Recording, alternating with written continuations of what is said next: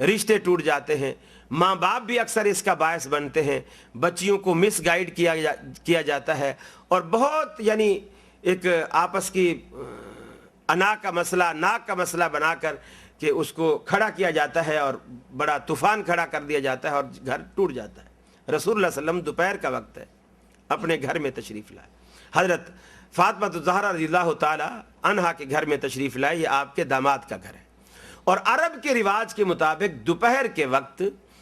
تمام لوگ گھروں کے اندر دوپہر کا کھانا وغیرہ کھا کے ظہر کی نماز وغیرہ پڑھ کے وہ قیلولہ کیا کرتے تھے کچھ دیر، چونکہ عرب کی گرمی بڑی معروف ہے، اور آپ تو ماشاءاللہ آج کل اے سی میں رہتے ہیں اور ہمیں دیکھو اے سی میں بھی پسینہ آ رہا ہے، تو جس زمانے میں اے سی نہیں تھا، پنکھا ہی نہیں تھا، اس زمانے میں ان کی کیا حالت ہوگی؟ تو وہ پھر ایسی عرب کی گرمی جو اب آپ دیکھ رہے ہیں الامان والحفیظ، وہ اس گرمی کے زمانے میں دوپہر کے وقت گھروں کے اندر پناہ لیتے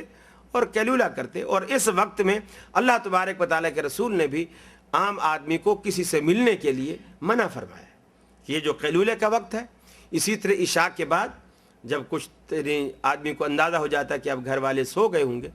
تو آپ نے منع فرمایا کہ آپ اس کے دروازے پر نہ جائیں،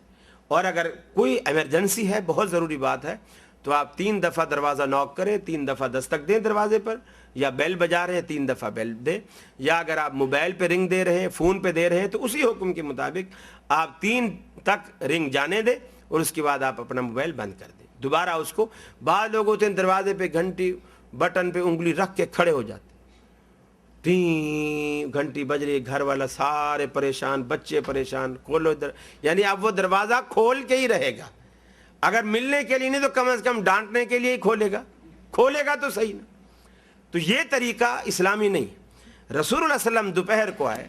حضرت فاطمہ زہرا رضی اللہ تعالیٰ عنہ کے گھر آئے، دیکھا کہ تو حضرت فاطمہ اکیلی ہے، حضرت علی نہیں ہے، جبکہ یہ قیلولے کا وقت ہے اور حضرت علی کو گھر میں ہونا چاہیے تھا۔ رسول اللہ صلی اللہ علیہ وسلم نے پوچھا، فاطمہ بیٹی علی کہاں ہے؟ کہ یا رسول اللہ مجھ سے کسی بات پہ ناراض ہو گئے ہیں، تو وہ گھر میں نہیں ٹکے، وہ مسجد میں چلے گئے۔ رسول اللہ صلی اللہ علیہ وسلم فوراً مسجد چلے گئے، جا کے دیکھا تو زمین کے اوپر حضرت علی رضی اللہ تعالیٰ عنہ لیٹے ہوئے ہیں، چٹائی چھوٹی تھی، کروٹ لی تو کچھ حصہ مٹی پہ چلا گیا، اور فرش کچا تھا اور مٹی پسینے کی وجہ سے جسم کو چپک گئی۔ رسول اللہ صلی اللہ علیہ وسلم نے اٹھایا اور اٹھاتے ہوئے کہا، قم یا ابو تراب، اے مٹی والے اٹھو، اے مٹی والے اٹھو۔ حضرت علی کی آنکھ کھلی، رسول صلی اللہ علیہ وسلم کی زبان مبارک سے یہ بو تراب کا لفظ سنا تو آپ کو اتنا پسند آیا کہ حضرت علی نے اسی کو اپنا لقب اور اپنی کنیت بنا لیا، بو تراب، اور اسی نام سے پھر معروف رہے۔ حضرت علی کا اللہ کے رسول نے ہاتھ پکڑا، نہ حضرت علی سے پوچھا قصور تیرا تھا، فاطمہ کا تھا، کس کی زیادتی تھی، کسی کو نہیں، ہاتھ پکڑا اور گھر لے آئے۔ حضرت فاطمہ رضی اللہ تعالیٰ عنہ سے بھی نہیں پوچھا تیرا قصور تھا یا علی کا قصور تھا، یعنی یہ گھر بسانے کی بات ہے۔ سسر نے داماد کا ہاتھ پکڑا اور اپنی بیٹی کے گھر لے آیا۔ ارے رسول اللہ صلی اللہ علیہ وسلم سے اونچی ناک والا کائنات میں کوئی ہے؟ رسول اللہ صلی اللہ علیہ وسلم سے بڑھ کر عزت والا کوئی کائنات میں ہے؟ آپ نے اپنے، اب ہم کیا کہیں گے؟ ارے ہم کوئی ان سے کم ہے، ہم رئیس زادے، رئیس الرئیس، رئیسوں کی اولاد، خاندان ہمارا پورا رئیسوں کا، اور ہم اس کے پاس جائیں یا اپنی بیٹی وہاں بھیجیں یا ان کو کہیں کہ آؤ ہماری بیٹی کو لے جاؤ؟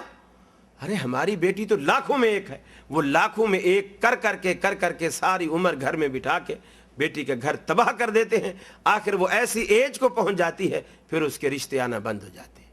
یہ ماں باپ کا بہت بڑا کردار ہوتا ہے۔ رسول اللہ صلی اللہ علیہ وسلم نے فرمایا اطاعت بالہا، شادی کے بعد والدین کی اطاعت کو فرض قرار نہیں دیا، اطاعت بالہا، خامد کی اطاعت اس پر فرض ہے۔ ماں باپ اگر کہتے ہیں بیٹا خامد کی بات نہ مان، وہ ماں باپ کی یہ بات نہیں مانے گی، اس کو اپنا گھر بچانا ہے، گھر بسانا ہے۔ خامد کی اطاعت، اطاعت بالہا، اور شادی سے پہلے جب ماں باپ کے پاس ہے بالکل ماں باپ کی اطاعت اس پر فرض ہے۔ ہاں خامد کی وہ بات نہیں مانے گی، لا طاعت لمخلوق فی معصیت الخالق، وہ عورت خامد کی ایسی بات نہیں مانے گی جو بات اللہ رب العالمین کی نافرمانی میں ہو۔ اللہ رب العالمین کی نافرمانی میں اگر کوئی عورت بات، خامد اس کا بات کر رہا ہے، مثلا خاوند کہہ رہا کہ نماز نہیں پڑھ، مجھے تیرا نماز پڑھنا نہیں اچھا لگتا، یہ ہر وقت ملوانی بنی رہتی ہے، لوگ کیا کہیں گے یہ کہ ملوانی سے شادی کر کے آئے،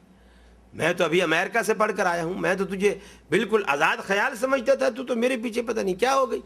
کسی مدرسے میں جا کر کے تو نے داخلہ لیا ہے، کیسی ہو گئی ہے یہ برقع یوں پہنا ہوا ہے، یوں منہ چھپایا ہوا ہے، لوگ کیا کہیں گے اس کی بیوی کالی ہے،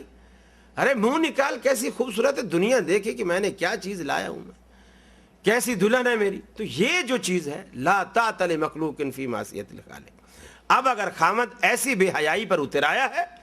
تو اس کی یہ بات عورت نہیں مانے، اس کا انکار کر دے، لیکن جو بات اللہ اور اس کے رسول کے احکامات کے خلاف نہیں ہے اور وہ خامد کہہ رہا ہے، بھلے وہ اس کے ماں باپ کے بھی خلاف ہے، تو خامد کی بات کو ترجیح دے گی، اطاعت بعلہا، خامد کی بات کو ترجیح دے گی، اس کی بات کو اونچا رکھے گی، اس کی بات کو فوقیت دے گی۔ یہی ازواج مطہرات کا طریقہ کار رہا ہے، یہی رسول اللہ صلی اللہ علیہ وسلم نے تربیت کی اپنی بیٹیوں کی، کبھی بھی یہ نہیں فرمایا جو بات دامادوں کو جیسے پسند تھی اللہ تبارک و تعالیٰ کے رسول نے کبھی مداخلت نہیں کی۔ بعض دفعہ اتنی فرینکنیس، آپ خود ایک وقت دوپہر کو تشریف لائے، حضرت فاطمہ بھی چارپائی پر لیٹی ہیں، حضرت علی رضی اللہ تعالیٰ عنہ بھی چارپائی پر لیٹے ہیں، آپ جب گھر کے اندر آئے دونوں اٹھ بیٹھے، آپ نے فرمایا نہیں لیٹے رہو، آپ لیٹے رہو، آپ دونوں کے بیچ میں آ کر کے بیٹھ گئے، دونوں کے، ایک طرف فاطمہ ہے ایک طرف علی، دونوں کے بیچ میں آپ آ کر کے بیٹھ گئے، وہ لیٹے ہوئے آپ بیٹھے اور دونوں سے باتیں کر رہے ہیں۔ یہ جو محبت والا اور دوستی والا ماحول ہے اللہ تبارک و تعالیٰ کے رسول نے اپنی بیٹیوں کے گھر میں پیدا کیا ہے،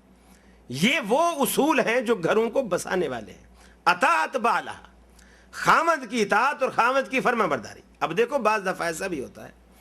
سسر سمجھتا ہے کہ میرے داماد کی حیثیت کیا ہے، مالی پوزیشن کیا ہے، تو اس کے مطابق وہ بھی اپنی بچیوں کو سمجھائے، وہ ایسے مطالبے نہ کرے جو وہ پورا نہیں کر سکتے۔ حضرت علی رضی اللہ تعالیٰ عنہ کی حیثیت ایک ایسی تھی، انتہائی غریب، جب نکاح ہونے لگا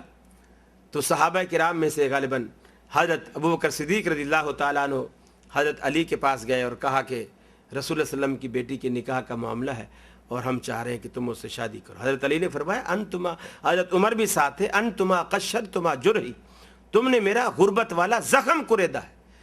زخم پر جو کھرنڈ آ جاتی ہے نا، وہ قشر، وہ جو کھرنڈ آ جاتی ہے، تم نے میرے زخم کی کھرنڈ اکھاڑ دی ہے، تم نے مجھے میری غربت کا تانا دیا۔ ارے میں اکیلا خود 2 روٹی کو محتاج ہوں، میں اللہ کے رسول کی بیٹی بھی آ کے لے آؤں، اس کو کہاں سے کھلاؤں؟ میرے پاس کچھ بھی مہر میں دینے کو کچھ نہیں، کچھ بھی نہیں۔ صحابہ کرام نے سارا بندوبست کیا۔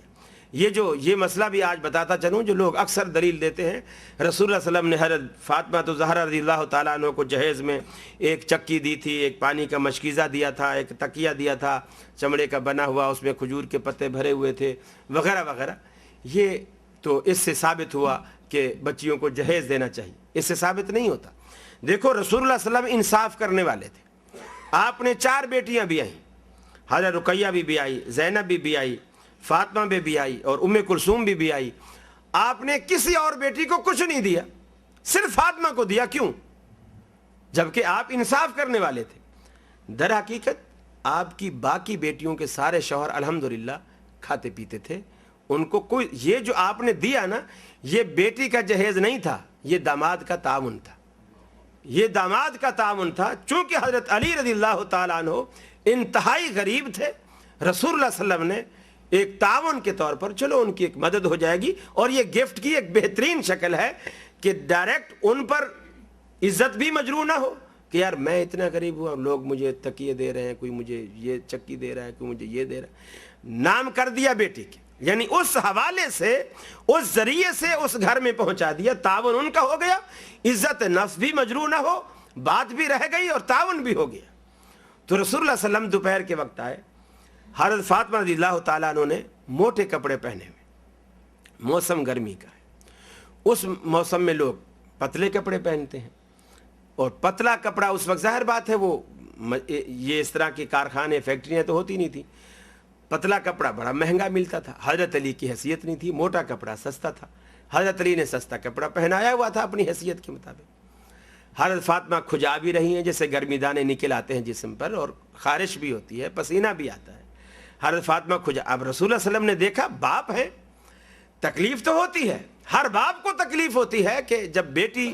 ہو یا بیٹا ہو, جب اولاد کو ماں باپ دکھی دیکھتے ہیں تکلیف ہوتی ہے. رسول اللہ صلی اللہ علیہ وسلم کو بھی تکلیف ہوئی, لیکن آپ نے اپنی تکلیف کو بھی چھپایا اور اس کو ظاہر نہیں ہونے دیا, اور حضرت فاطمہ کا بھی حوصلہ بڑھایا. حضرت فاطمہ سے کہا بیٹی میں دیکھ رہا ہوں تیری یہ حالت ہے, تو ذرا پریشان دکھ رہی ہے, ذرا موٹے کپڑے ہیں, یہ جو دنیا کی تکلیفیں ہیں نا, یہ دنیا کی تکلیفیں ہیں, اس پر تو صبر کر لے,